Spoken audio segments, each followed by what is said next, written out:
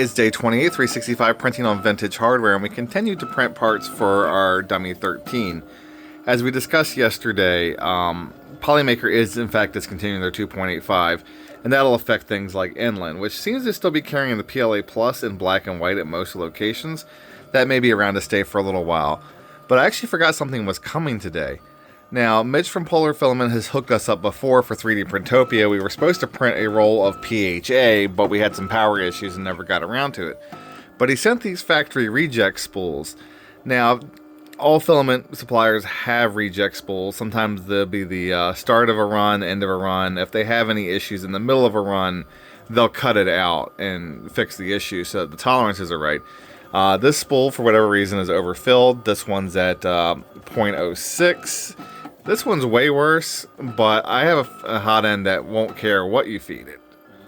Hot end is none other than the MakerBot Mark 6 Plus. Before we get into that, let's take a look at the Mark 4. So we already covered this Maker Gear hot end. In similar fashion, we have a PTFE isolator here. It has a threaded tube that runs to a nozzle that screws over that threaded tube. And under this ceramic, we discussed that there's nichrome wire. Well, under this wrap, there's also nichrome wire. Then we move on to the Mark V, which starts to look a little more modern. We have a nozzle with a heat block, but we have two resistors here on the side. And then you also notice that the heatsink is way up here. Now, the Mark VI changed to a stepper extruder, but the Mark VI Plus added this cartridge heater, which you're used to seeing these days.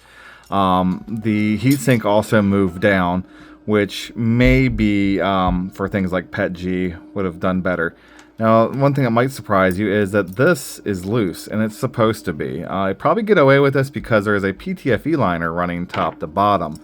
And one of the cool things about the PTFE liner is if you wanted to change filament sizes, which you can do because there's an adjustment knob on here to change the tension, all you gotta do is change out the tube. And I never thought I would find one of these, but it turns out somebody had already given me one. It was in the parts that I received with a printer.